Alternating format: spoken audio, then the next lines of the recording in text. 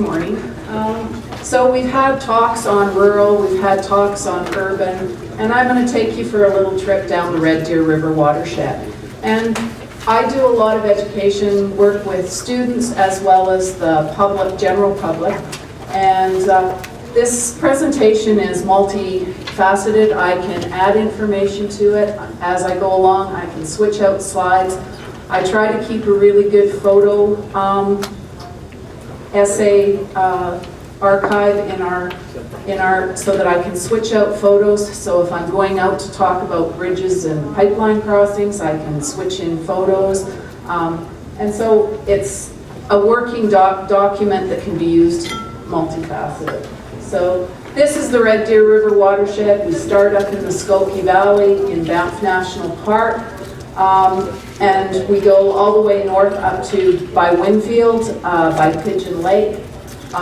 You can see where the glaciers blipped down a little bit and formed the perimeter for other watersheds. So places by Red Deer where it blips down there, we've got Lacombe and Pinoka who get their drinking water from Red Deer, but they put their wastewater into the Battle River. So, and then if we go down by Brooks, we have our Eastern Irrigation District where we're taking water from the Bow River and then putting it into the Red Deer. So our watershed probably has two of the biggest crossovers of water from two different watersheds in it. So so my role of the outreach department is to educate people on water quality, quantity, and environmental health, and promoting the stewardship within the basin. And that can be youth stewardship as well as adult stewardship. So the basic definition that students learn in school for a watershed is an area of land that catches rain or snow and drains to a common point. And that's in our curriculum as the textbook definition. But we want to make that broader. We want the students to understand what else it includes. So it's more than just water. So in our Red Deer River watershed, we have 49,650 kilometers squared of land. We have farms. We have 15 sub-watersheds within our area. The main river stem is 724 kilometers long. We have urban areas, recreational areas. We have Sylvan Lake, Gull Lake, and Buffalo Lake within our area. We have wilderness, especially out towards the Rockies, surface water, groundwater, and of course traditional lands. We do not have any set reserves in our area, but we do have traditional lands from two treaties. A watershed is more than just the land and the water in an area, it is in the impacts. So we take into fact the sustainable triangle of ecological, socio, and economical ends. So then we look at the Canadian drainage basins. So at the bottom of our watershed, we do have that at the beginning of that endoheric area in the southeast portion of Alberta. So our northern water in Alberta drains into the Arctic. Our water from the Red Deer drains into the Hudson Bay. So it flows out into the confluence with the South Saskatchewan, then carries up diagonally across Saskatchewan where it meets up with the north. And then from there it goes into the Craig Lake at the top of Lake Winnipeg, then into Lake Winnipeg, and then it makes its slow journey up towards York Factory and out into the Hudson Bay.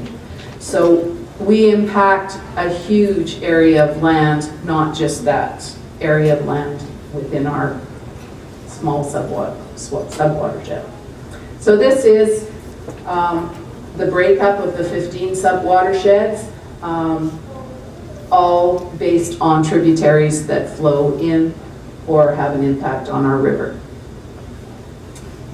So the Panther Sub-Watershed, those are the headwaters of up in Skokie Valley.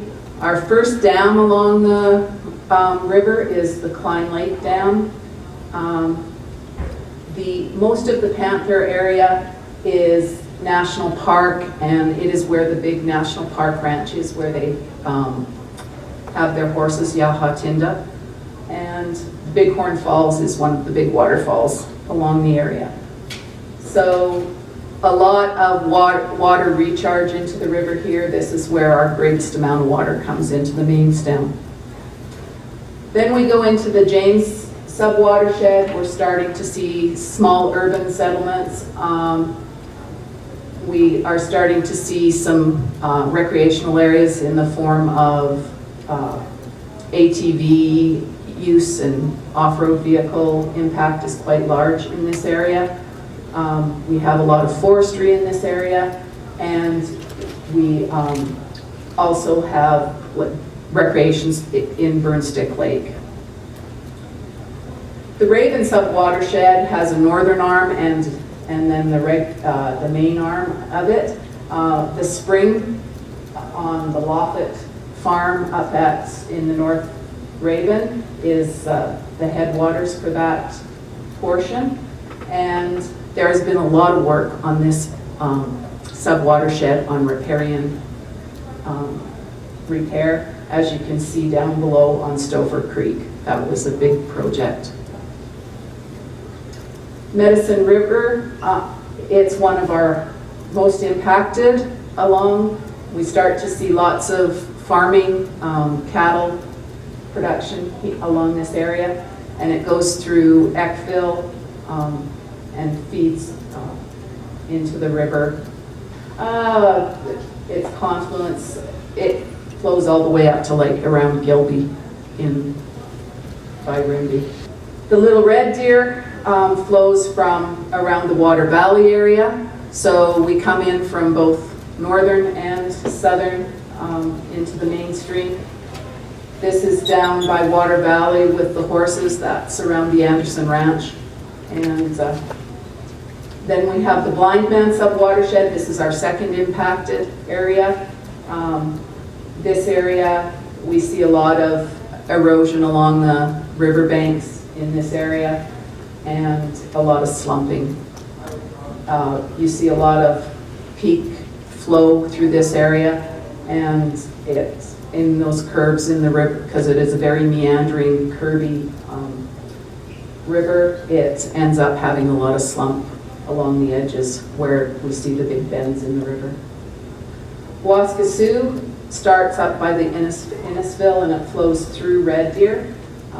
Slack Slough is part of the Waskasoo area as well. It's a big migratory bird sanctuary. And then, of course, we have the outflow of the Waskasoo into the main river. The Buffalo Sub-Watershed. This area is the Knob and Kettle area in the province, and so it had a lot of wetland loss back in the early 70s in this area. So wetland loss impact is quite large up in this area.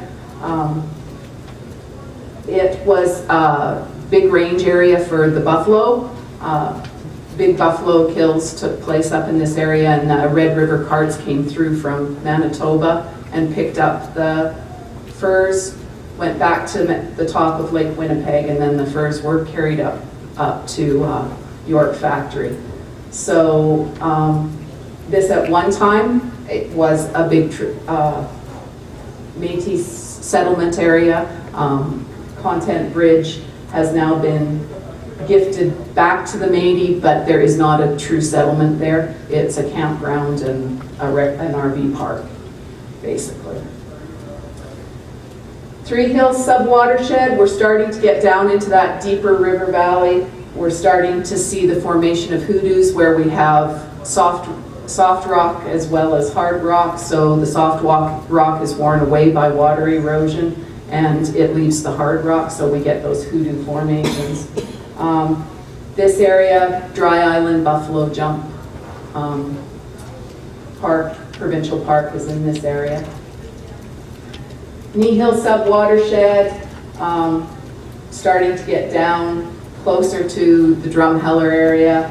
It's really deep river valley with your farms on the top of cliffs. Michichi is more in Hana area. They have a large reservoir on the Michichi River.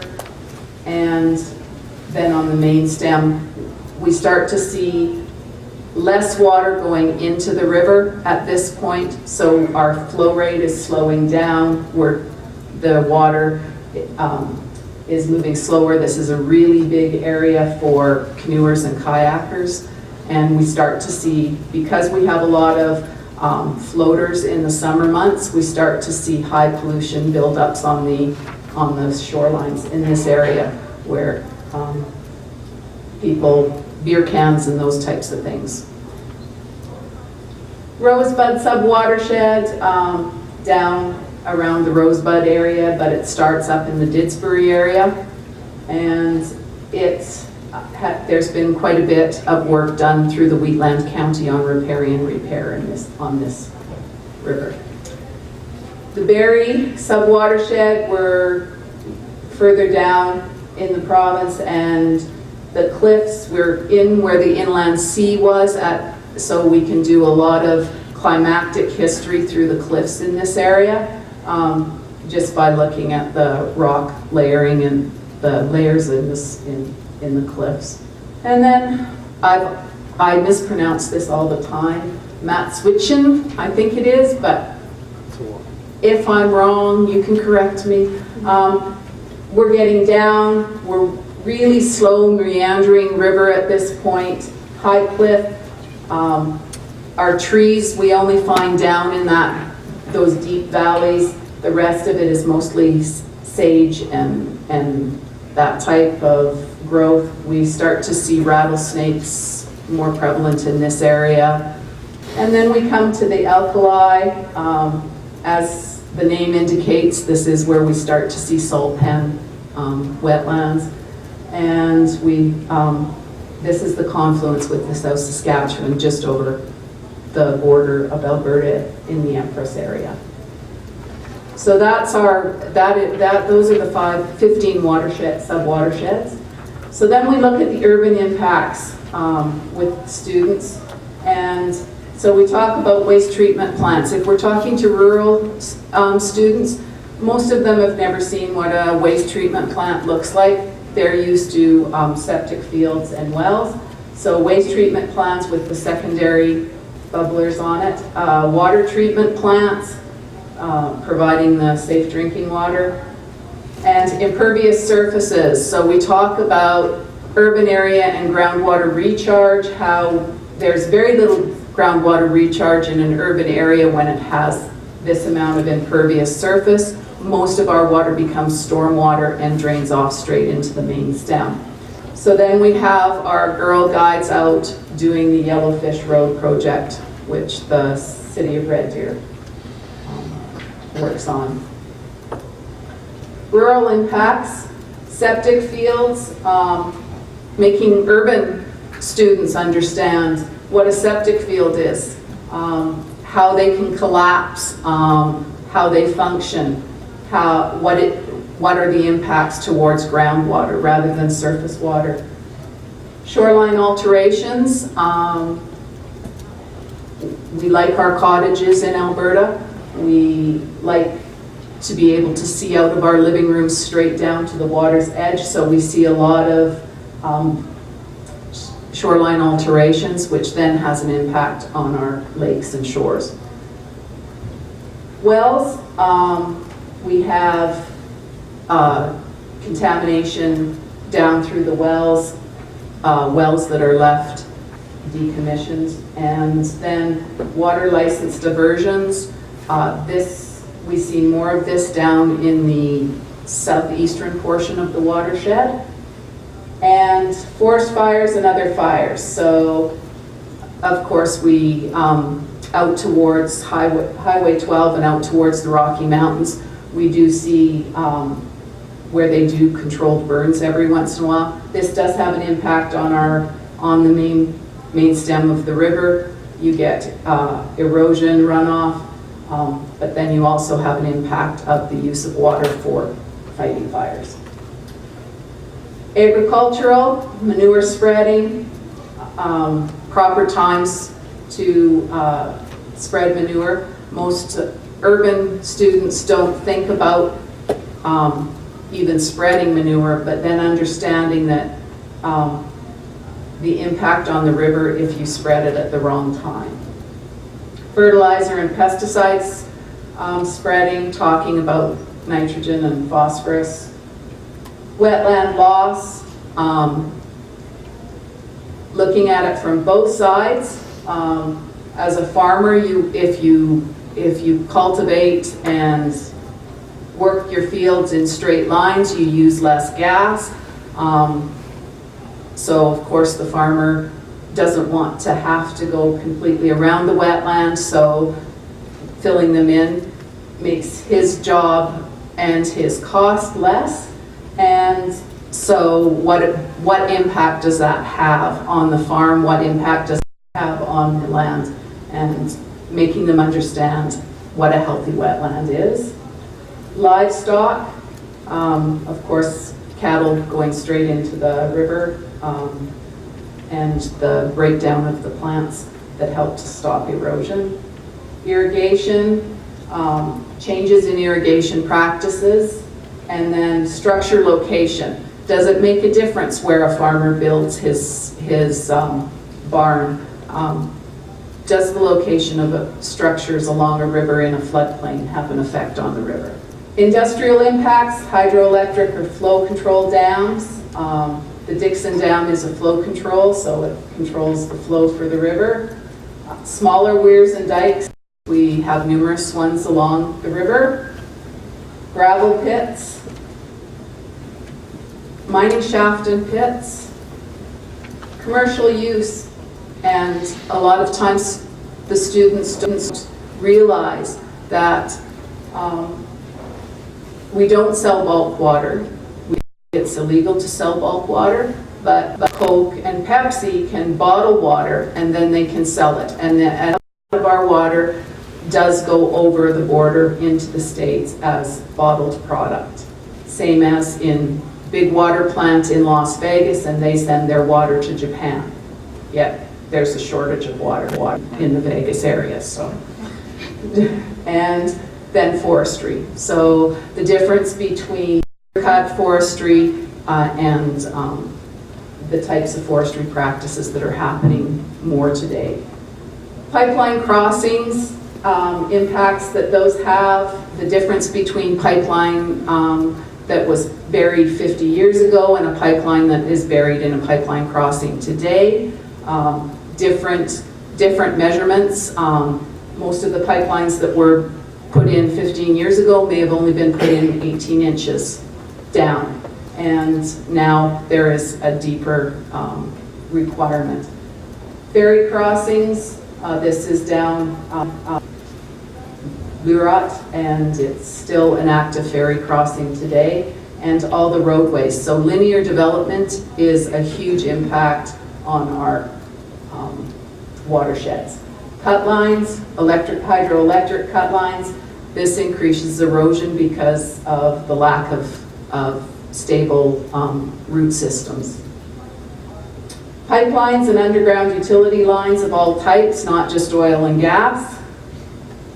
And bridges, roads, so bridges for roads, rails, and pedestrian crossings, and trails and pathways. And we see this more in our western part of our watershed, where there's a lot of active recreational off-road vehicle use.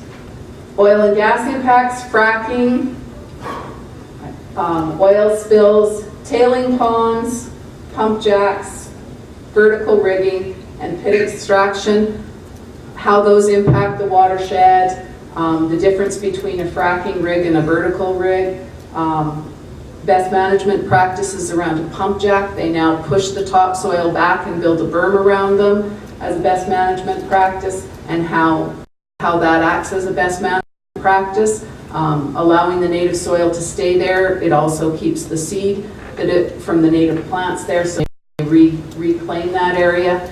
It actually helps in the reclaiming of that area. And that pit extraction is the coal pits east of Red Deer. Fissures, Ice fishing have a big impact on our watershed. Campgrounds and RV parks, we're seeing bigger numbers of these in our watershed. Self-propelled watercraft, this is in Red Deer at Bower Ponds. Motorized watercraft, with money comes bigger boats, faster boats. Marinas, and ATV and ORV use are the biggest recreational impacts in our area. So that is the presentation that I will take out to grade 8 students who are working on freshwater systems. I will also vary things up for use on public loops out at events. So that is the Do You Know Your Watershed presentation, and that is the Red Deer River Watershed.